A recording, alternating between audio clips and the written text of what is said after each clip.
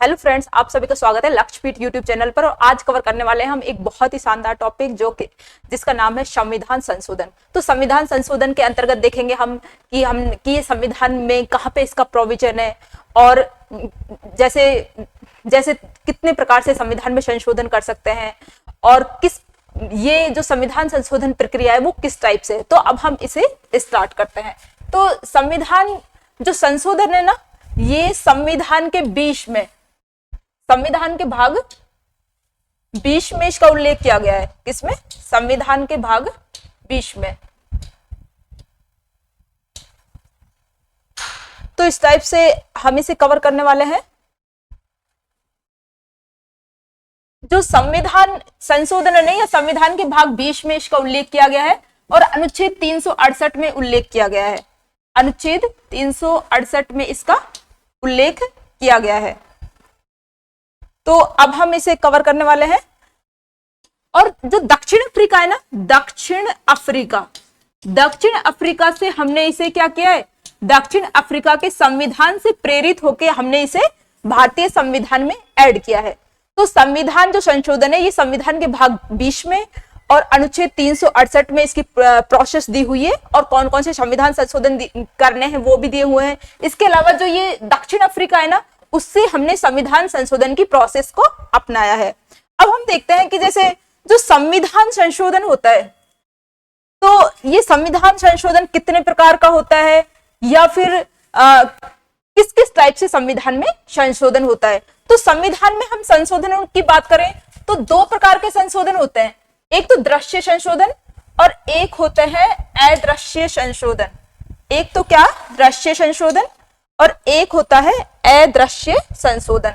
तो दृश्य संशोधन तो कौन से होते हैं और अदृश्य संशोधन कौन से होते हैं, तो हम इसे जानेंगे। दृश्य संशोधन और अदृश्य संशोधन। संविधान में संशोधन मेनली हम बात करें तो 2 टाइप के संशोधन होते हैं, दृश्य और अदृश्य संशोधन। दृश्य संशोधनों में तो दृश्य और अदृश्य। तो फर्स्ट में हम देखेंगे जो अदृश्य संशोधन कौन से होते हैं। अदृश्य संशोधनों के अंतर्गत जैसे न्यायपालिका होती है ना, न्यायपालिका द्वारा जो डिसीजन दिए जाते हैं ना, उनके द्वारा, और कार्यपालिका द्वारा जारी जो आदेश होते हैं, कार्यपालिका आदेश। मींस जो अदृश्य संशोधन होते हैं वो कौन से होते हैं। जैसे न्यायपालिका है, समय समय पर क्या करती रहती है, समय समय पर अनेक प्रकार के डिसीजन देती रहती है और उनके माध्यम से संविधान में अनेक प्रकार के संशोधन होते हैं। इसी टाइप से जो कार्यपालिका है, ये भी समय समय पर काफी आदेश पारित करती रहती है और उसके माध्यम से भी संविधान में अनेक प्रकार के संशोधन होते रहते हैं। हम इसको एग्जाम्पल से भी समझेंगे। जैसे जो मेनका गांधीवाद था, मेनका गांधीवाद के द्वारा जो अनुच्छेद 21 था, मेनका गांधीवाद के द्वारा, जैसे इसके एग्जाम्पल देखें तो जो मेनका गांधीवाद है ना, मेनका गांधीवाद जो कि 1978 में आया था, 1978 में आया था। मेनका गांधीवाद के माध्यम से क्या किया गया था, अनुच्छेद 21 में क्या किया गया था, बदलाव किया गया था। अनुच्छेद 21 में बदलाव किया गया था। क्या किया गया था, जैसे जो विधि द्वारा स्थापित प्रक्रिया को विधि की सम्यक प्रक्रिया में चेंज किया गया था। तो इस टाइप से काफी सारे संशोधन हुए हैं। जैसे कि अनुच्छेद 368 में जो बेसिक स्ट्रक्चर है, बेसिक स्ट्रक्चर का कॉन्सेप्ट जोड़ा गया। जैसे कि अनुच्छेद 368 में, अनुच्छेद 368 में क्या किया गया, जो बेसिक स्ट्रक्चर है ना, बुनियादी ढांचा का कॉन्सेप्ट जोड़ा गया, बुनियादी ढांचा का कॉन्सेप्ट जोड़ा गया। इसी टाइप से और भी हम देखेंगे कि न्यायपालिका किस प्रकार से संविधान में संशोधन करती है, लेकिन ये संविधान में क्या है, स्पष्ट रूप से दृष्टिगत नहीं होते, स्पष्ट रूप से हमें ये क्या है, दिखाई नहीं देते। इसलिए ये क्या है, अदृश्य संशोधनों में इनको हम शामिल करते हैं। इसी टाइप से जो दृश्य संशोधन होते हैं, इनमें क्या होता है, तो दृश्य संशोधनों में जो मेनली क्या होता है, इनमें जो 3 प्रकार के संशोधन होते हैं ना, तीन प्रकार के संशोधन।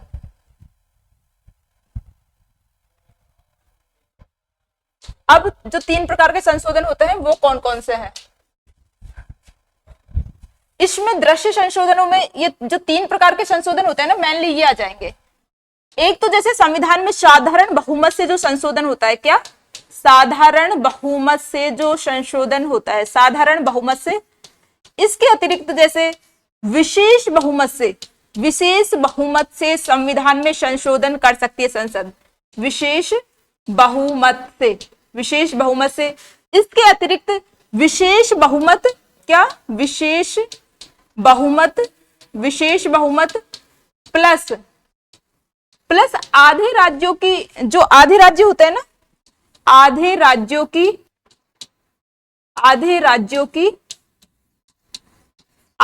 की जो विधानसभाएं होती है ना, विधानसभा को शॉर्ट में लिख लेते हैं, विधानसभाओं के द्वारा अनुमोदन। तो इसमें क्या होगा, जैसे जो अनुच्छेद 368 है ना, उसमें 2 प्रकार के संशोधनों की बात की गई है। मींस 2 प्रकार से संविधान में संशोधन हो सकता है, एक तो विशेष बहुमत और एक विशेष बहुमत प्लस आधे राज्यों की विधानसभाओं द्वारा अनुमोदन। तो जैसे हम 3 प्रकार के संशोधनों की बात कर रहे हैं कि संविधान में 3 प्रकार से संशोधन किए जा सकते हैं, लेकिन मूल जो संविधान है, अनुच्छेद जो 368 है, इसमें ओनली 2 प्रकार के संविधान संशोधनों की बात की गई है। तो जो साधारण बहुमत वाला है ना, ये इसमें शामिल नहीं है। कौन सा? साधारण बहुमत वाला इसमें शामिल नहीं है। तो साधारण बहुमत वाला इसमें शामिल नहीं है। तो ये भी कई बार क्वेश्चन पूछा जाता है कि जो अनुच्छेद 368 है, इसमें किस किस की कौन कौन से संविधान संशोधन दिए हुए हैं। तो जो साधारण बहुमत वाला है ना, ये संविधान में इसका उल्लेख नहीं है। संविधान में ओनली 2 ही संविधान संशोधनों की बात की गई है, एक तो विशेष बहुमत और एक विशेष बहुमत प्लस आधे राज्य की विधानसभा द्वारा अनुमोदन। संविधान के अनुच्छेद 368 में इन दोनों संशोधनों की बात की हुई है। अब हम इन्हें डिटेल से समझेंगे कि ये इनमें किस टाइप से संशोधन किया जाता है। तो जैसे कि संविधान में 2 प्रकार के संशोधन होते हैं, एक तो दृश्य संशोधन और अदृश्य संशोधन। और दृश्य संशोधन में हमने समझा था जैसे कि कुछ ऐसे होते हैं संशोधन जिनमें पाठ बदलता है और किसी में नहीं बदलता। तो जैसे अनुच्छेद 11 और अनुच्छेद 124। जो अनुच्छेद 11 होता है ना, इसमें होता है नागरिकता संबंधित। जो नागरिकता संबंधित जो चेंजेज है वो कौन कर सकती है? संसद कर सकती है। तो इसके माध्यम से जो नागरिकता संबंधी चेंज कौन करती है? संसद के पास इसका अधिकार है। और इसको आगे और डिटेल में चर्चा करेंगे। इसके अलावा जैसे अनुच्छेद 124 है, इसमें कहा गया है जो न्यायाधीशों की संख्या है ना, वो फिक्स की गई है इसमें। लेकिन साथ में संसद को ये अधिकार भी दे दिया गया था कि संसद जब भी चाहे आवश्यकता अनुसार क्या कर सकती है? न्यायाधीशों की संख्या में क्या कर सकती है? बढ़ोतरी कर सकती है। इस टाइप से ये तो आ जाएंगे जिनमें जो पार्ट है वो नहीं बदलता। वो किस किस में? अनुच्छेद 11 और अनुच्छेद 124 इसके एग्जाम्पल दिए हुए हैं। लेकिन जो कि सबसे ज्यादा इंपॉर्टेंट है और संविधान संशोधन जिसके माध्यम से होते हैं, वो है सेकंड वाला, जिसमें जो चैप्टर है वो चेंज होता है। वो है साधारण बहुमत से, विशेष बहुमत से और विशेष बहुमत प्लस आधे राज्यों की विधानसभाओं के अनुमोदन से। तो इसमें 3 टाइप की प्रोसेस दी हुई है। कौन कौन सी? एक तो साधारण बहुमत से, सिंपल मेजोरिटी से, एक विशेष बहुमत से, स्पेशल मेजोरिटी से, और एक है विशेष बहुमत प्लस जो आधे राज्यों की जो विधानसभा है उनके जो साधारण बहुमत से क्या होना चाहिए? अनुमोदन होना चाहिए, अप्रूवल दिया जाना चाहिए। तो इसमें सीधा सीधा हमें डायरेक्टली बोला गया है कि जो ये है ना साधारण बहुमत, इसका संविधान में उल्लेख नहीं है। क्या नहीं है? मींस अनुच्छेद 368 में इसका उल्लेख नहीं है। अनुच्छेद 368 में ओनली 2 प्रकार के संविधान संशोधनों की बात की गई है, एक तो स्पेशल मेजोरिटी से संशोधन और एक स्पेशल मेजोरिटी प्लस आधे राज्यों की विधानसभाओं से संशोधन। क्या? स्पेशल मेजोरिटी प्लस आधे राज्यों की विधानसभाओं के अनुमोदन से। तो इस बात को अच्छे से याद रखना क्योंकि डायरेक्टली एग्जाम में पूछा जाता है। इसके बाद हमने अदृश्य संशोधनों की भी बात कर ली, जो कि संविधान में जिन प्रत्यक्ष रूप से बदलाव नहीं दिखाई देता, इनडायरेक्टली चेंजेस होता है। एक तो जो न्यायपालिका होती है वो समय समय पर अपने डिसीजंस देती रहती है, उसके माध्यम से काफी बदलाव होते रहते हैं। इसके अलावा जो सरकार के आदेशों से भी संविधान में अनेक बदलाव किए गए हैं। तो इन्हें हम डिटेल में देखेंगे। जैसे अदृश्य संशोधनों के बारे में हमने फर्स्ट में समझा था। तो अदृश्य संशोधनों में वही है कि न्यायपालिका जो हमारी जुडिशियरी होती है ना, उसके डिसीजन से और सरकार के आदेशों से, किससे? एक तो न्यायपालिका के डिसीजन से और सरकार के आदेशों से संविधान में जो भी बदलाव होते हैं ना, वो क्या होते हैं, इसमें आएंगे। लेकिन संविधान में क्या है, प्रत्यक्ष रूप से दृष्टिगोचर नहीं होते। ये क्या है, प्रत्यक्ष रूप से दिखाई नहीं देते, इसलिए क्या है, अदृश्य संशोधनों में इनको क्या है, शामिल किया जाता है। इसलिए अदृश्य संशोधनों की श्रेणी में इनको शामिल करते हैं। अब इसके एग्जाम्पल्स देखे थे हमने, जैसे कि जो मेनका गांधीवाद था, कौन सा? मेनका गांधीवाद, जो कि कब आया था? 1978 में।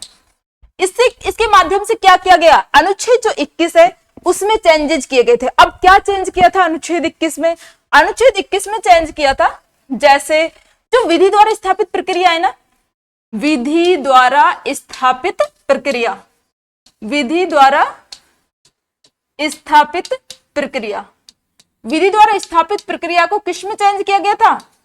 विधि द्वारा स्थापित प्रक्रिया को चेंज किया गया था विधि की सम्यक प्रक्रिया में। किसमें? विधि की सम्यक प्रक्रिया में, विधि की सम्यक प्रक्रिया में। तो इस टाइप से अब हो गया ना, अनुच्छेद 21 में संशोधन कर दिया इसके माध्यम से, मेनका गांधीवाद के माध्यम से, और एक सुप्रीम कोर्ट का डिसीजन था ये। तो इस टाइप से ये अदृश्य संशोधन है। इसके अलावा जो अनुच्छेद 124 है ना, उसमें जो कॉलेजियम व्यवस्था है, कॉलेजियम व्यवस्था है, वो जोड़ दी गई। इसके माध्यम से, जैसे कि हमने जो सुप्रीम कोर्ट टॉपिक पढ़ा था, तो उसमें ये डिटेल में डिस्कस किया था कि जो परामर्श शब्द है उसका तात्पर्य क्या है। जो परामर्श, जो इसके लिए कई सारे न्यायाधीश, जो प्रथम न्यायाधीशवाद, द्वितीय न्यायाधीशवाद, तृतीय न्यायाधीशवाद हमने डिस्कस किए थे, और उसमें जो व्यवस्था निकल के आई थी वो थी कॉलेजियम सिस्टम। क्या? कॉलेजियम पत्ती। तो कॉलेजियम जो व्यवस्था है ना, ये तीसरे जो न्यायाधीशवाद था ना, तीसरा न्यायाधीशवाद 1998 में ये व्यवस्था निकल के आई थी, जो कि अभी भी कायम है, और इसमें एक मुख्य न्यायाधीश और 4 अन्य न्यायाधीश होते हैं। और इसको डिटेल से डिस्कस किया है हमने सुप्रीम कोर्ट वाले टॉपिक में। तो ये अनुच्छेद 124 में ये भी जो जुडिशियरी का जो डिसीजन था उसके माध्यम से जोड़ा गया। इसके अलावा जो अनुच्छेद 368 है ना, इसमें जो बेसिक स्ट्रक्चर है, बुनियादी ढांचे की अवधारणा, वो भी क्या है, अनुच्छेद 368 में बुनियादी ढांचे की अवधारणा ये भी जुडिशियरी के डिसीजन से ही जोड़ी गई थी। जो केशवानंद भारतीवाद आया था, कौन सा? केशवानंद भारतीवाद। केशवानंद भारतीवाद कब आया था? आप भी कमेंट्स में बताइए। केशवानंद भारतीवाद, केशवानंद भारतीवाद ये आया था 1973 में। कब? 1973 में केशवानंद भारतीवाद आया था, और इसमें बेसिक स्ट्रक्चर की अवधारणा दी गई। और जो ये बुनियादी ढांचा है, बेसिक स्ट्रक्चर है, ये क्या है, कॉन्सेप्ट है। तो समय समय पर संविधान, जो सुप्रीम कोर्ट है, इसमें काफी सारी चीजों को, काफी सारे शब्द को जोड़ता रहता है। तो ये लिमिटेड नहीं है, अनलिमिटेड कॉन्सेप्ट है, और इसको इसको एक अलग से ही चैप्टर में क्लियर करवाया जाएगा। तो इस टाइप से जो बेसिक स्ट्रक्चर है अनुच्छेद 368 में इसको जोड़ा गया, और एक केशवानंद भारतीवाद 1973 के द्वारा संविधान में जोड़ा गया था। इसके अलावा जो अनुच्छेद 335 है, इसको भी जुडिशियरी के डिसीजन द्वारा जोड़ा गया था। इस टाइप से ये हो गए अदृश्य संशोधन, जो कि समय समय पर संविधान में बदलाव होते रहते हैं। इनके माध्यम से, सरकारी आदेशों के माध्यम से, न्यायपालिका के जो डिसीजन है उनके माध्यम से, लेकिन क्या है, ये डायरेक्टली संशोधन नहीं होते, इसलिए इन्हें अदृश्य संशोधनों में काउंट किया जाता है। तो इस टाइप से हमने देखा संविधान में अदृश्य संशोधन। अब दृश्य संशोधन में हम समझेंगे क्या, वे संविधान संशोधन जिनमें पाठ नहीं बदलता है। तो इनमें कौन कौन से आ जाएंगे? इनमें आ जाएंगे अनुच्छेद 11 और अनुच्छेद 124। जो अनुच्छेद 11 है, इसमें नागरिकता से संबंधित जो कानून है वो कौन बना सकती है? वो संसद बना सकती है। तो जो हमारे जो सिटीजनशिप से संबंधित जो भी रूल्स है, कानून है, वो बनाने का अधिकार किसके पास है? जो हमारी पार्लियामेंट है ना, लेजिस्लेचर, उसके पास वो अधिकार है। तो ये दृश्य संशोधनों में आ जाएगा। और अनुच्छेद 124 में जैसे सुप्रीम कोर्ट है, इसमें जो न्यायाधीशों की संख्या डिसाइड करती थी 1+7, लेकिन साथ में संसद को, जो हमारी पार्लियामेंट है, उसको साथ में ये अधिकार भी दे दिया गया था कि वो आवश्यकता के अनुसार समय समय पर क्या कर सकती है, इनकी संख्या में चेंजेस कर सकती है। तो वर्तमान में कितने सदस्य हो गए, वर्तमान में 1+33, वर्तमान में 1+33 मेंबर हो गए, 1+33 मेंबर हो गए। शुरुआत में कितनी संख्या डिसाइड की गई थी, 1+7 संख्या न्यायाधीशों की डिसाइड की थी। और साथ ही संसद को क्या है, न्यायाधीशों की संख्या में बढ़ाने का क्या है, अधिकार भी दिया गया था। तो इस टाइप से हमने देखा, हम दृश्य संशोधनों में देख रहे हैं कि किस टाइप से अनुच्छेद 11 में, अनुच्छेद 124 में संसद को किस टाइप से संविधान में संशोधन का अधिकार दिया हुआ है। अब हम नेक्स्ट देखेंगे जो कि सबसे इंपॉर्टेंट पार्ट है। इसका सबसे ज्यादा इंपॉर्टेंट पार्ट अब शुरू हुआ है संविधान संशोधनों का। तो इसमें हम देखेंगे 3 प्रकार के संशोधन किए जाते हैं संविधान में, साधारण बहुमत से, विशेष बहुमत से और विशेष बहुमत प्लस आधे राज्यों की विधानसभाओं से। तो हमने पहले ही ये डिस्कस कर लिया था, जो साधारण बहुमत है ना, इसका अनुच्छेद 368 में कोई डिस्कशन नहीं किया गया है, इसका उल्लेख ही नहीं है अनुच्छेद 368 में। तो हम इसके बारे में जानेंगे कि जो साधारण बहुमत है, सिंपल मेजोरिटी है, इसके माध्यम से किस किस में संशोधन किया हुआ है। तो जो जैसे जो यहाँ पे दिया भी हुआ है कि अनुच्छेद जो 368 है ना, इसके तहत संविधान संशोधन नहीं माना जाएगा, क्योंकि अनुच्छेद 368 में सिंपल मेजोरिटी की बात नहीं की हुई है। अब हम जैसे देखते हैं कि साधारण बहुमत कहते किसे हैं, जो सिंपल मेजोरिटी है वो कैसे करते हैं, तो इसे हम थोड़ा सा देख लेते हैं, थोड़ा सा इसके बारे में जानेंगे। साधारण बहुमत होता क्या है, साधारण बहुमत होता है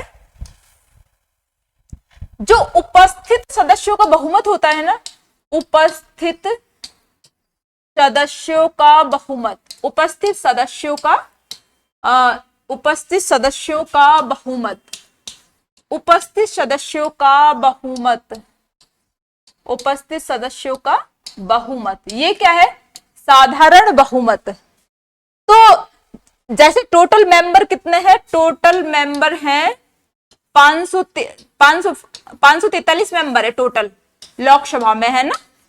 तो इनमें से जैसे आज के दिन, जिस दिन सिंपल मेजोरिटी की जानी है, उस दिन उपस्थित हुए हैं 530 मेंबर। तो उपस्थित कितने हुए हैं, 530 मेंबर। तो इन 530 मेंबर्स पे ही जो आधे से अधिक जो निकल के आएगा वो होता है साधारण बहुमत। बहुमत किसे कहते हैं, जो आधे से अधिक संख्या होती है ना, 50% प्लस 1, कितनी, 50% प्लस 1, इससे क्या होता है बहुमत, आधे से अधिक। तो यहाँ पे जब साधारण बहुमत निकालेंगे तो उपस्थित सदस्यों का बहुमत निकल के आ जाएगा। जैसे 530 सदस्य उपस्थित हुए, तो इसका जब हम आधा निकालेंगे तो इसका आधा कितना हो जाएगा, तो इसका आधा हो जाएगा प्लस 1, इसमें काउंट कर देंगे तो 266 मेंबर, कितने, 266 मेंबर, ये यदि उपस्थित होंगे ना तो क्या है, साधारण बहुमत इसे बोलेंगे। तो हमने समझा साधारण बहुमत क्या है। अब इसके माध्यम से हम नेक्स्ट देखेंगे कि जो साधारण बहुमत से किस किस में संशोधन किया जा सकता है। तो कौन कौन से पार्ट है जिनमें साधारण बहुमत से संशोधन किया जा सकता है, तो वो है जैसे, एक तो जैसे पहली चौथी अनुसूचियों में बदलाव, इसके अलावा जैसे दूसरी, सेकंड अनुसूची, पांचवी और छठी अनुसूची, इनमें यदि कोई बदलाव करना है ना तो साधारण बहुमत से ही किया जाएगा। किससे, सिंपल मेजोरिटी से किया जाएगा। किसमें, पहली, दूसरी, चौथी, पांचवी और छठी अनुसूचियों में कोई भी चेंजेस करने हैं ना तो सिंपल मेजोरिटी से किए जाएंगे। इसके अतिरिक्त जैसे कि इसके अतिरिक्त भी है, इसके अतिरिक्त और किस किस में संशोधन किए जाएंगे, तो और जैसे नागरिकता संबंधी जो संशोधन है ना वो भी सिंपल मेजोरिटी से ही किए जाएंगे। नागरिकता की समाप्ति और नागरिकता की प्राप्ति। इसके अलावा जैसे नए राज्यों का गठन करना है, किसका, नए राज्यों का गठन करना है, या उनके नाम में परिवर्तन करना है, नाम में परिवर्तन करना है। इसके अलावा नए राज्यों को गठन करना है, नाम में परिवर्तन करना है, क्षेत्र सीमा चेंज करनी है, क्षेत्र या सीमा में परिवर्तन करना है। तो इन सभी के लिए क्या सिंपल मेजोरिटी की आवश्यकता होती है। नए राज्यों का गठन करना है, नाम परिवर्तन करना है, क्षेत्र सीमा में परिवर्तन करना है, तो उसके लिए क्या करना पड़ेगा, सिंपल मेजोरिटी चाहिए इस सब के लिए। तो इसके अतिरिक्त अब हम देखते हैं नेक्स्ट है संसद के विशेष बहुमत। क्या संसद के विशेष बहुमत और आधे राज्यों की विधानसभाओं के अनुमोदन द्वारा संशोधन। इसमें क्या होता है, एक तो संसद का विशेष बहुमत चाहिए। अब विशेष बहुमत किसे कहते हैं, विशेष बहुमत कहते हैं, जैसे विशेष बहुमत में क्या आ जाएगा, विशेष बहुमत में आ जाएगा एक तो कुल सदस्यों का बहुमत, क्या कुल सदस्यों का बहुमत, कुल सदस्यों का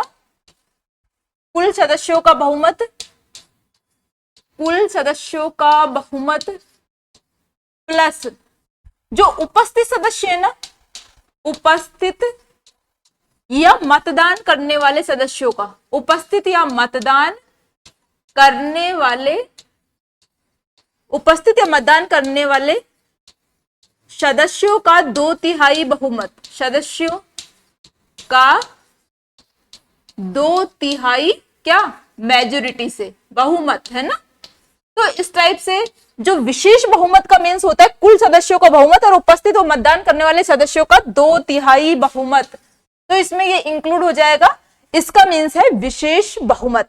इसके अतिरिक्त जैसे आधे राज्यों की जो विधानसभाओं, आधे राज्य की जो विधानसभा होती है ना, उनके क्या, उनका साधारण बहुमत चाहिए, क्या सिंपल मेजोरिटी से पास होना चाहिए, साधारण बहुमत चाहिए।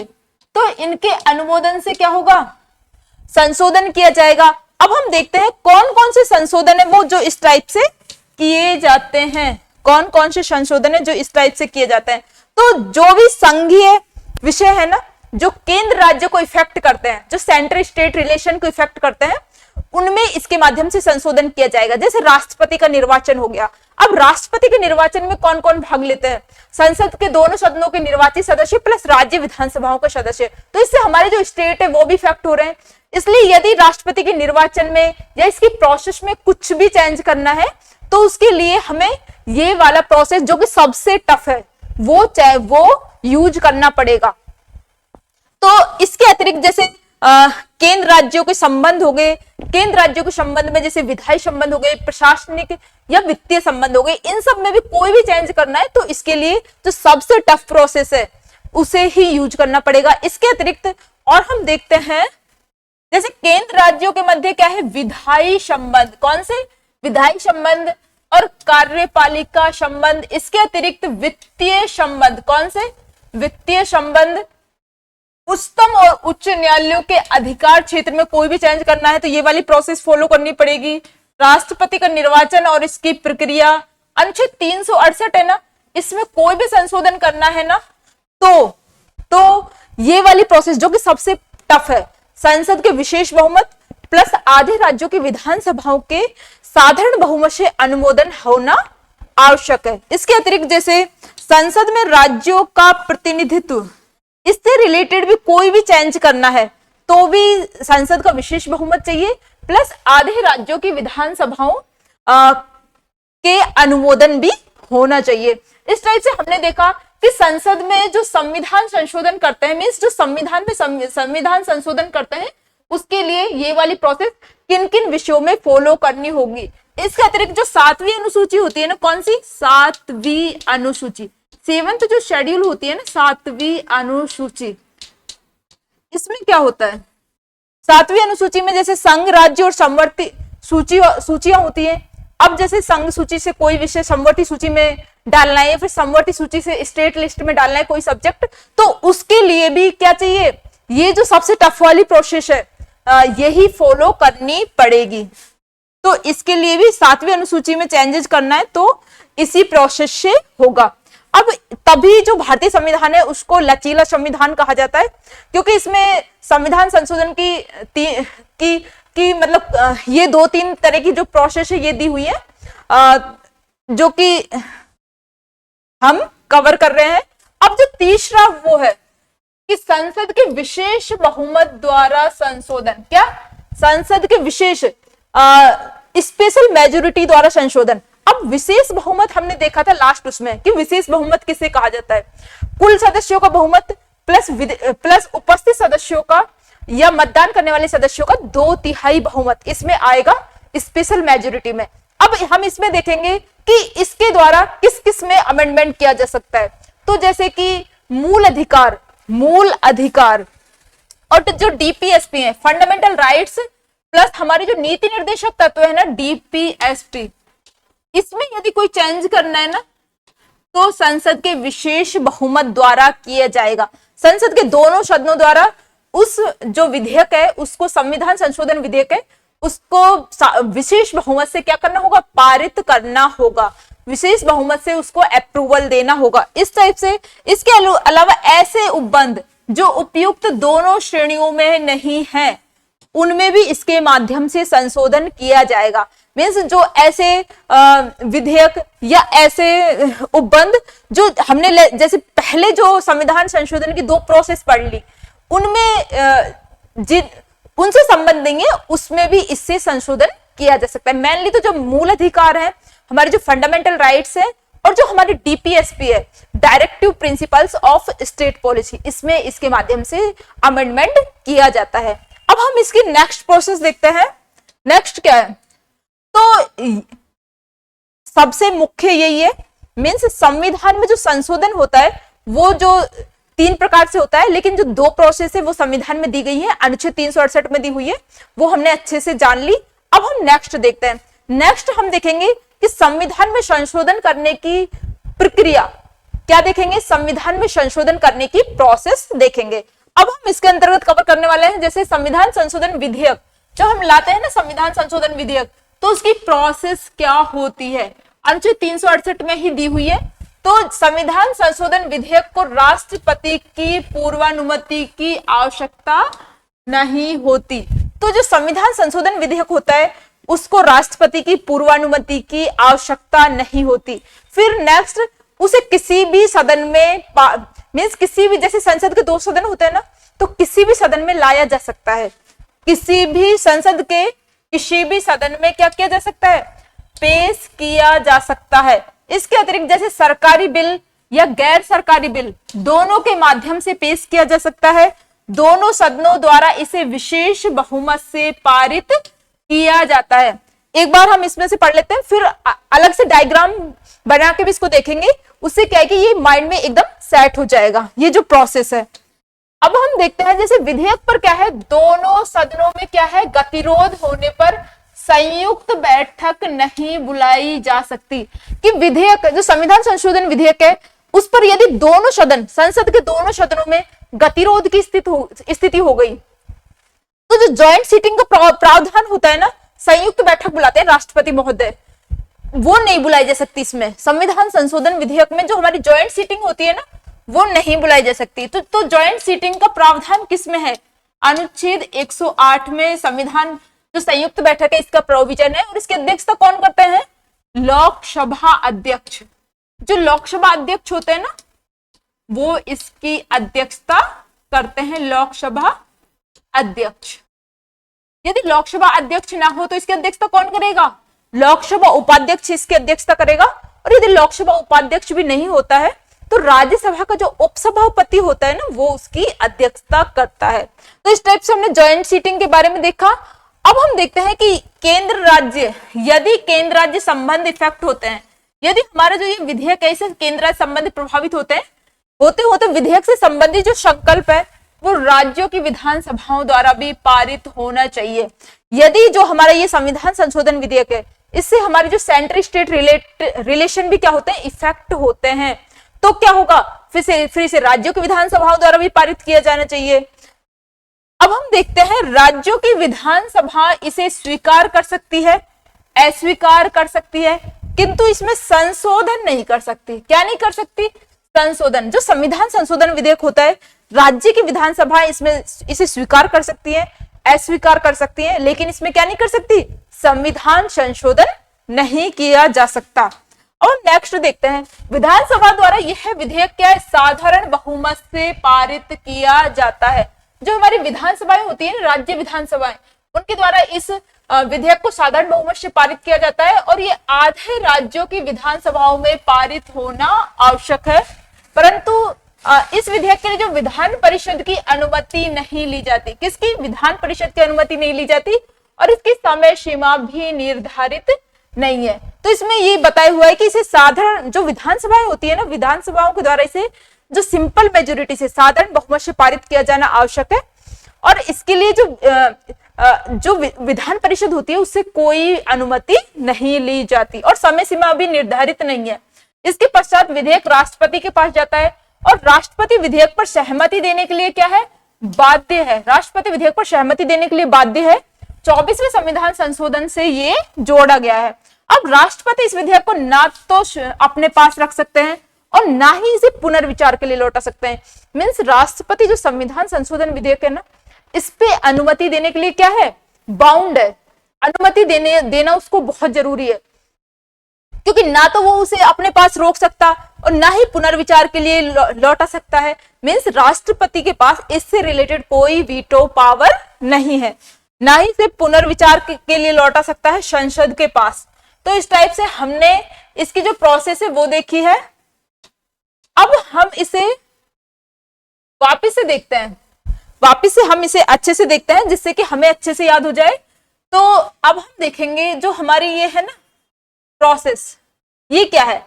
इसमें जो संविधान संशोधन विधेयक के बारे में हम वापस से देख रहे हैं, जो राष्ट्रपति है ना, राष्ट्रपति की पूर्वानुमति की, इसमें क्या है, राष्ट्रपति की पूर्वानुमति की आवश्यकता नहीं है। किसकी, राष्ट्रपति की पूर्वानुमति नहीं चाहिए। मीन्स हमने इसको क्रॉस कर दिया, राष्ट्रपति की पूर्वानुमति की आवश्यकता नहीं है।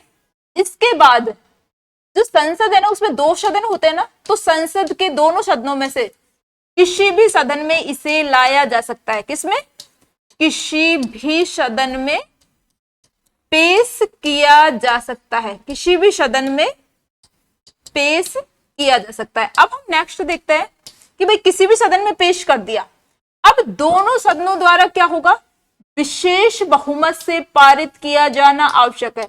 अब दोनों सदन इसे क्या कर देंगे, विशेष बहुमत से पारित कर देंगे ना, तब जाके संविधान में संशोधन होगा। विशेष बहुमत से इसे पारित करेंगे दोनों सदन, विशेष बहुमत से इसको पारित कर देंगे दोनों सदन। अब नेक्स्ट देखते हैं, दोनों सदनों में विशेष बहुमत से पारित हो गया ये। अब यदि दोनों सदनों में, जो संसद है उसके दोनों सदनों में यदि गतिरोध की स्थिति है, इसको लेके दोनों सदनों में क्या है, दोनों सदनों में गतिरोध की स्थिति है, इसको लेके क्या है, गतिरोध की स्थिति है, इसको लेके गतिरोध की स्थिति है, इसको लेके तो क्या होगा, तो जॉइंट सीटिंग का प्रावधान नहीं है। किसका, संयुक्त बैठक का प्रावधान नहीं है, जॉइंट सीटिंग का प्रोविजन नहीं है। हमने इसे भी कट कर दिया कि यदि दोनों सदनों में गतिरोध की स्थिति है तो संविधान, तो जो संयुक्त बैठक बुलाई जाती है ना राष्ट्रपति के द्वारा, वो नहीं बुलाई जा सकती इसके संबंध में। इसके अतिरिक्त क्या होगा, अब यहां तक की प्रोसेस हो गई कि राष्ट्रपति की पूर्वानुमति की आवश्यकता नहीं है, संसद के किसी भी सदन में पेश किया जा सकता है। इसके अतिरिक्त दोनों सदनों में विशेष बहुमत से पारित होना आवश्यक है, और दोनों सदनों में यदि गतिरोध की स्थिति हो गई तो क्या होगा, जॉइंट सीटिंग का प्रावधान नहीं है। अब हम नेक्स्ट देखते हैं, नेक्स्ट इसकी प्रोसेस क्या है कि यदि जो ये विधेयक है, ये क्या है, ये जो विधेयक है ना संविधान संशोधन से रिलेटेड, अब हम इसे वापस स्टार्ट करते हैं यहां से। यदि ये क्या है, सेंटर स्टेट रिलेशन से संबंधित है, किससे, केंद्र राज्य, किससे, केंद्र राज्य संबंधों से संबंधित है, केंद्र राज्य संबंधों से संबंधित है, तो क्या होगा, तो भाई आधे राज्यों की विधानसभाओं द्वारा, किसके द्वारा, आधे राज्यों की जो विधानसभाएं होती है ना, आधे राज्यों की विधानसभाओं द्वारा, आधे राज्यों की विधानसभाओं द्वारा क्या होगा, इसे साधारण बहुमत से, विधानसभाओं द्वारा इसे साधारण बहुमत से, सिंपल मेजोरिटी से पारित किया जाना आवश्यक है। साधारण बहुमत से पारित किया जाना आवश्यक है। इसके बाद जो विधानसभाएं होती है ना, राज्य विधानसभाएं, ये विधेयक को क्या कर सकती हैं, राज्य विधानसभाएं, हम इसे शॉर्ट में लिख लेते हैं, राज्य विधानसभाएं विधेयक को क्या कर सकती हैं, स्वीकार कर सकती हैं,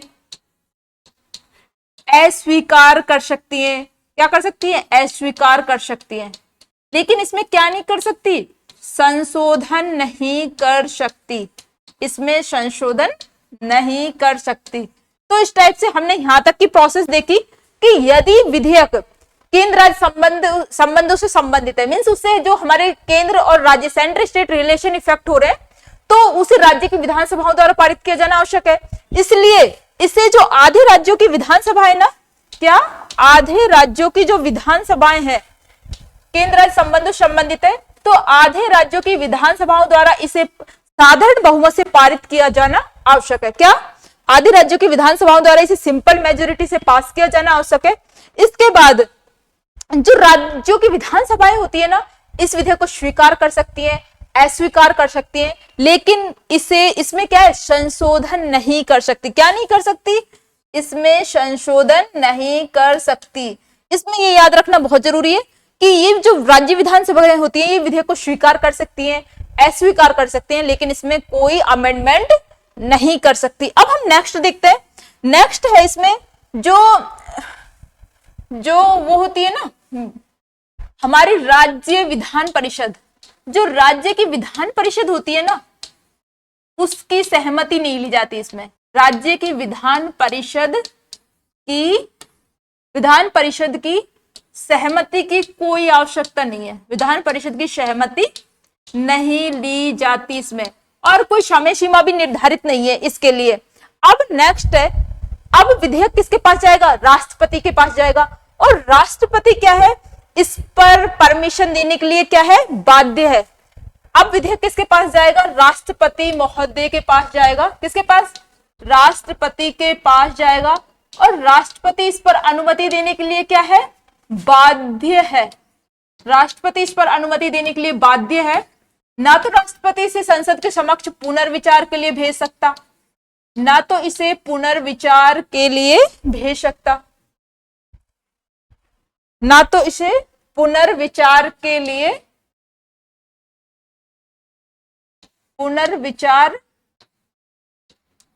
भेज सकता। तो इस टाइप से हमने देखा जो संविधान संशोधन विधेयक है। अब हम शुरू से एक बार इसे रिवाइज कर लेते हैं। सबसे पहले तो जो राष्ट्रपति की पूर्वानुमति की इसमें आवश्यकता नहीं है, उसके बाद संसद में जाएगा, संसद के किसी भी सदन में पेश किया जा सकता है, दोनों सदनों में से। इसके बाद दोनों सदनों के विशेष बहुमत से इसे पारित किया जाना आवश्यक है। इसके बाद जैसे संसद के दोनों सदनों में यदि गतिरोध है इसको लेके, विधेयक को लेके, तो संयुक्त बैठक नहीं बुलाई जा सकती। और इसके बाद है यदि जो विधेयक है ना, विधेयक यहां से सीधा इधर जाएगा, विधेयक केंद्र राज्य जो रिलेशन है इनसे संबंधित है, तो आधे राज्यों की विधानसभाओं द्वारा इसे पारित किया जाना आवश्यक है। इसके बाद जो राज्य विधानसभाएं होती है ना, विधेयक को स्वीकार कर सकती है, अस्वीकार कर सकती है, लेकिन इसमें संशोधन नहीं कर सकती। इसके बाद जो राज्य विधानसभा होती है ना, उसकी सहमति की इसमें कोई आवश्यकता नहीं है। इसके बाद जाएगा ये राष्ट्रपति के पास, राष्ट्रपति इस पे परमिशन देने के लिए क्या है, बाउंड है, बाध्य है, और राष्ट्रपति से संसद के दोनों सदनों के पास क्या है, पुनर्विचार के लिए भी नहीं भेज सकता। इसके अतिरिक्त राष्ट्रपति इसे अपने पास भी नहीं रोक सकता, राष्ट्रपति के पास इसको लेके कोई वीटो पावर नहीं है। तो इस टाइप से हमने देखा जो संविधान संशोधन है उसकी क्या प्रोसेस है, संविधान संशोधन जो विधेयक है किस प्रकार से पारित करवाया जाता है। तो इस टाइप से हमने जो संविधान संशोधन है वो देखा। तो यदि हम इसे कंक्लूड करते हैं तो यही समझ में आता है कि संविधान में जो संशोधन है मुख्यतः दो प्रकार से किया जाता है, जो कि संविधान में अनुच्छेद 368 में उल्लेख है एक तो संसद के विशेष बहुमत द्वारा और एक विशेष बहुमत प्लस आधे राज्यों की विधानसभाओं द्वारा। तो इसमें हमने ये भी देखा कि जो विशेष बहुमत से किस किस भाग में संविधान के में या फिर किस विषय से संबंधित संशोधन किए जा सकते हैं, और विशेष बहुमत प्लस आधे राज्यों की विधानसभाओं द्वारा किस टाइप से संशोधन किया जाता है, और विशेष बहुमत को भी समझा और साधारण बहुमत को भी हमने अच्छे से डिटेल में समझा। अब हम देखते हैं जैसे संविधान का जो भाग 20 है, संविधान का भाग 20 अनुच्छेद 368 में क्या है, संसद को संविधान संशोधन की शक्ति तो प्रदान करता है, लेकिन उसको ये जो शक्ति है, ये जो पावर दी गई है संसद को, ये अनलिमिटेड नहीं है। क्या नहीं है? ये अनलिमिटेड नहीं है। ये क्या है, इसमें जो संसद है, जो हमारी पार्लियामेंट है, उसको बाउंड किया हुआ है। उसको क्या हुआ है, उस पे कुछ सीमाएं हैं, कुछ रोक है, और वो रोक किसके माध्यम से है कि संसद संविधान में संशोधन तो कर सकती है, लेकिन जो बुनियादी ढांचा है, बेसिक स्ट्रक्चर है संविधान का, उसमें बदलाव नहीं कर सकती। और ये बेसिक स्ट्रक्चर का कॉन्सेप्ट कहां से आया है? बेसिक स्ट्रक्चर का कॉन्सेप्ट आया है केशवानंद भारतीवाद 1973, जो कि अब तक की सबसे बड़ी बेंच थी 13 जजों की, और उसने फैसला दिया था। और जो संविधान संशोधन इस टाइप से जो संविधान संशोधन की जो प्रक्रिया है, संसद की जो ये शक्ति है, इसको जो हमारे जो बुनियादी ढांचा है उसके द्वारा सीमित किया गया है। किसके द्वारा? जो बुनियादी ढांचे की जो प्रोसेस है उसके द्वारा सीमित किया गया है। उपयुक्त विवरण स्पष्ट करता है क्या?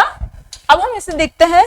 जो उपयुक्त विवरण स्पष्ट करता है कि संसद संविधान में क्या कर सकती, संविधान के किसी भी भाग में संशोधन कर सकती है। क्या कर सकती है? अमेंडमेंट तो कर सकती है।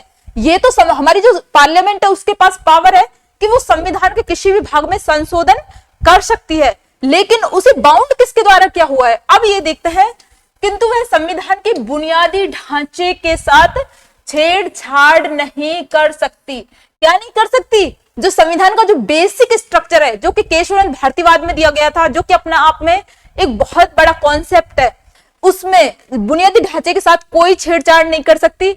अर्थात जो संविधान में जो संशोधन करने की जो पावर है संसद की, उससे वो असीमित नहीं है, मींस अनलिमिटेड नहीं है। उसे भी जो मूल ढांचा है, बेसिक स्ट्रक्चर का जो कॉन्सेप्ट है हमारा, उसके द्वारा लिमिटेड कर दिया गया है। ये भी अनलिमिट नहीं है। संसद पे भी कुछ रोकथाम है, जिस प्रकार से वो बेसिक स्ट्रक्चर में कोई चेंज नहीं कर सकती। तो इस प्रकार से जो मूल ढांचे की अवधारणा है, जो बेसिक स्ट्रक्चर का जो कॉन्सेप्ट है, उसके द्वारा संसद की संविधान में संशोधन करने की जो पावर है उसको सीमित कर दिया गया है। इस टाइप से हमने जो ये टॉपिक देखा है, अब हम देखते हैं जो कुछ इंपॉर्टेंट जो संविधान संशोधन किए हुए हैं, इनको देखते हैं। इसके अलावा हम एक अलग से भी क्लास लेके आएंगे, महत्वपूर्ण जितने भी संविधान संशोधन हुए, क्योंकि इनसे भी डायरेक्ट एग्जाम्स में, जैसे ये जो पार्ट है जो कि अभी तक पढ़ा है कि संविधान में संशोधन किस टाइप से करते हैं, तो जैसे टोटल इस टॉपिक में से जैसे 100% क्वेश्चन आते हैं ना, जैसे टोटल 100% क्वेश्चन आते हैं इस टॉपिक से, तो 100% क्वेश्चनों में से यदि हम देखें तो इस पार्ट से तो 30% क्वेश्चन आते हैं। कितने? 30% क्वेश्चन आते हैं। और 70% क्वेश्चन किस पार्ट से आते हैं? 70% क्वेश्चन आते हैं जो महत्वपूर्ण जो संविधान संशोधन है, जैसे कि वर्तमान में 106 संविधान संशोधन किए जा चुके हैं, तो उनसे 70% क्वेश्चन पूछे जाते हैं। और ये वाला पार्ट जो हमने अभी कवर किया है, इससे लगभग 30% के आसपास क्वेश्चन पूछे जाते हैं। यदि हम इस टॉपिक को देखें तो अलग से भी हम एक टॉपिक लेके आएंगे जिसमें महत्वपूर्ण संविधान संशोधनों को बहुत अच्छे से लर्न करवाया जाएगा। अब हम देखते हैं कुछ इंपॉर्टेंट संविधान संशोधन। तो ये कौन कौन से हैं? ये है, जैसे इसको हम 92वें संविधान संशोधन से स्टार्ट करते हैं। किससे? जो हमारा 92 संविधान संशोधन है, ये किससे रिलेटेड है? जो बोडो, डोगरी, मैथिली और संथाली, जो कौन कौन सी भाषा है, बोडो, डोगरी, मैथिली और संथाली, ये कौन कौन सी है जी? इनको क्या है, 8वीं अनुसूची में, किसमें? 8वीं अनुसूची में जोड़ा गया है, इसके माध्यम से 92वें संविधान संशोधन के माध्यम से। अब जो 8वीं अनुसूची थी ना, इसमें मूल रूप से कितनी भाषाएं थी? मूल रूप से 8 भाषाएं थी। मीन्स जैसे ये बोडो है ना, ये 19वीं है, डोगरी ये 20वीं है, मैथिली ये 21वीं है और संथाली ये 22वीं है। इस प्रकार से जो 8वीं अनुसूची है ना, उसमें 22 भाषाएं हैं वर्तमान में, कितनी 22 है। और 15वीं जैसे सिंधी है, 15वीं कौन सी है, 15वीं भाषा है सिंधी। कौन सी 15वीं भाषा कौन सी है, सिंधी। ये 21वां जो संविधान संशोधन था ना, 21वां कॉन्स्टिट्यूशनल अमेंडमेंट जो कि 1967 में किया गया था, उसके माध्यम से सिंधी भाषा को जोड़ा गया। अब जो 19, 20, 21वीं 22 भाषाएं हैं वो है 92वें कॉन्स्टिट्यूशनल अमेंडमेंट 2003 के द्वारा जोड़ी गई है। बोडो, डोगरी, मैथिली और संथाली भाषाओं को 8वीं अनुसूची में जोड़ा गया। कौन सी, इनको साथ साथ लर्न भी कर लीजिए क्योंकि एग्जाम्स में पूछी जाती है। ये जो 92वें संविधान संशोधन है इसके द्वारा बोडो, डोगरी, मैथिली और संथाली भाषाओं को संविधान में ऐड किया गया है। अब इसके अतिरिक्त हम देखते हैं 93वां संविधान संशोधन क्या कहता है, ये भी इंपॉर्टेंट है। इसमें कहा गया है जो सरकारी और निजी जो शैक्षणिक संस्थाएं उनमें ओबीसी के लिए कितना 27% रिजर्वेशन दिया हुआ है।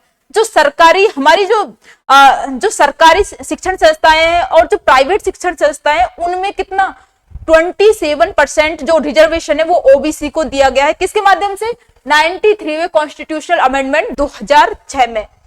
लेकिन इसमें एक वो है, इसमें एक प्रोविजन है, लेकिन जो माइनॉरिटी शिक्षण संस्थान है, अल्पसंख्यक जो शिक्षण संस्थान है ना, अल्पसंख्यक शिक्षण संस्थान, अल्पसंख्यक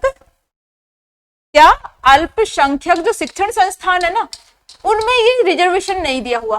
क्या, अल्पसंख्यक शिक्षण संस्थान में इस टाइप से ये रिजर्वेशन का प्रोविजन नहीं है।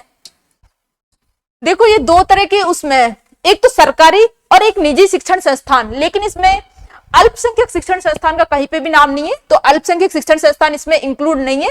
ओबीसी को इनमें 27% रिजर्वेशन दिया गया है आर्टिकल 93 द्वारा। अब हम नेक्स्ट देखते हैं, नेक्स्ट है 96 कॉन्स्टिट्यूशनल अमेंडमेंट जो कि 2011 में हुआ है। इसके माध्यम से वापस से जो हमारी 8वीं अनुसूची है ना, इसमें उड़िया भाषा को क्या कर दिया, ओडिया भाषा कर दिया।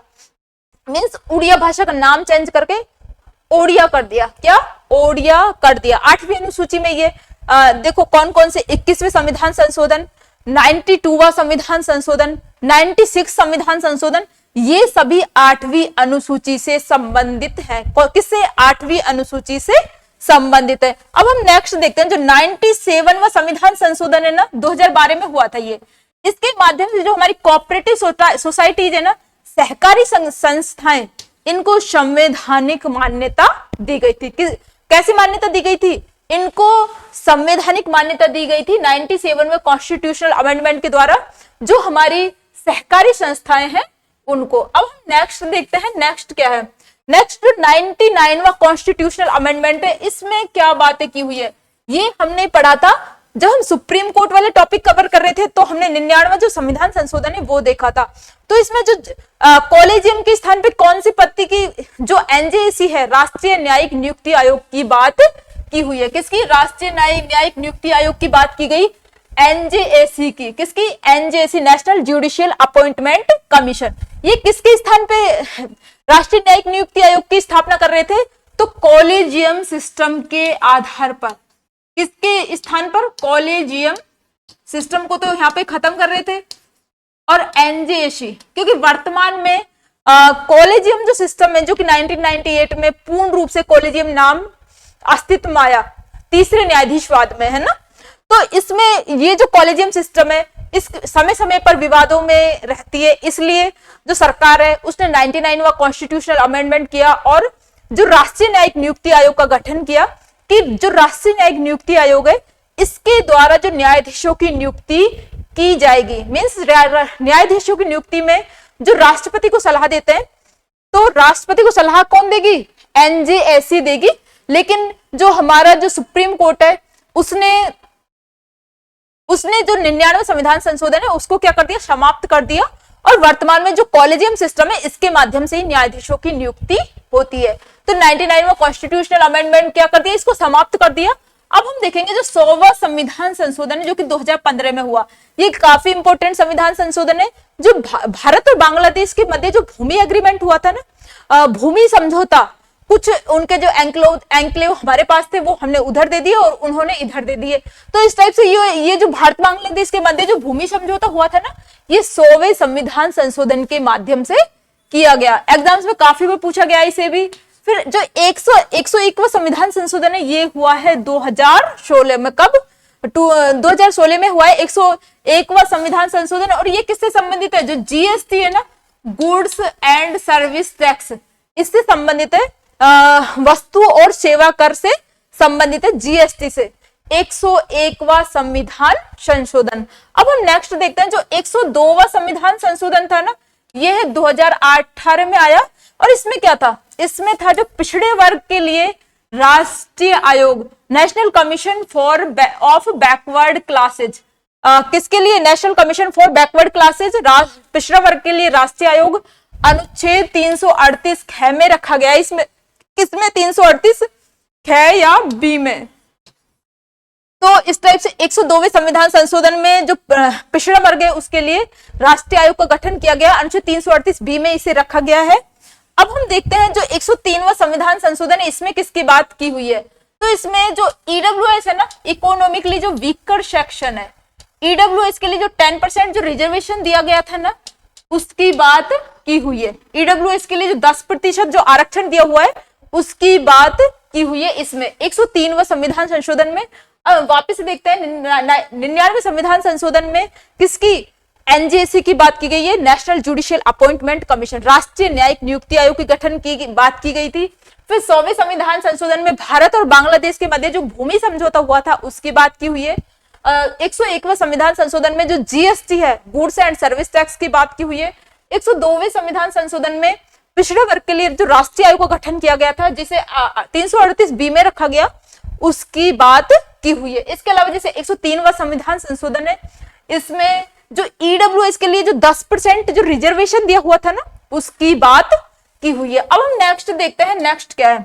नेक्स्ट 104वां संविधान संशोधन जो कि 2020 में हुआ, काफी ज्यादा चर्चा में रहा क्योंकि इसके माध्यम से जो हमारे एंग्लो इंडियन है ना, एंग्लो इंडियंस के लिए लोकसभा में और राज्य विधानसभा में जो रिजर्वेशन दिया हुआ था, राजनीतिक जो आरक्षण दिया हुआ था, उनकी सीटें फिक्स की हुई थी। लोकसभा में 2 एंग्लो इंडियंस को राष्ट्रपति मनोनीत करते थे और राज्य विधानसभा में अनुच्छेद 333 के तहत 1 एंग्लो इंडियन को मनोनीत किया जाता था। तो इस टाइप से उनका जो राजनीतिक आरक्षण है वो समाप्त कर दिया गया है 104वें संविधान संशोधन के द्वारा। इसके माध्यम से जो एसटी एससी के लिए जो रिजर्वेशन बढ़ाया जाता है उसको वापस से 10 वर्ष के लिए बढ़ा दिया गया है। इसके माध्यम से लोकसभा और राज्य विधानसभा में जो एंग्लो इंडियंस है ना, उनके लिए सीटों का जो राजनीतिक जो आरक्षण दिया जाता था वो समाप्त कर दिया और अनुसूचित जाति एससी और एसटी के लिए ये जो आरक्षण है वो अगले 10 वर्ष के लिए बढ़ा दिया गया अनुच्छेद 331 में। इनके लिए हर 10 वर्ष में रिजर्वेशन को बढ़ाया जाता है एससी एसटी का। तो इस टाइप से ये 2020 में बढ़ाया गया, अब ये 2030 तक के लिए हो गया। तो अब हमने देखा जो एंग्लो इंडियन क्या होते हैं। एंग्लो इंडियंस जैसे यदि मदर तो लड़की इंडिया की है और लड़का विदेशी है, उनकी शादी हो जाती है तो उनके जो बच्चे होते हैं वो एंग्लो इंडियंस होते हैं। तो इस टाइप से अब 105वां जो संविधान संशोधन है वो क्या कहता है? राज्य सूची और पिछड़े वर्गों की पहचान करने और उन्हें अधिसूचित करने की राज्यों की शक्ति को संरक्षित करता है, ये प्रोटेक्ट करता है राज्यों की शक्ति को।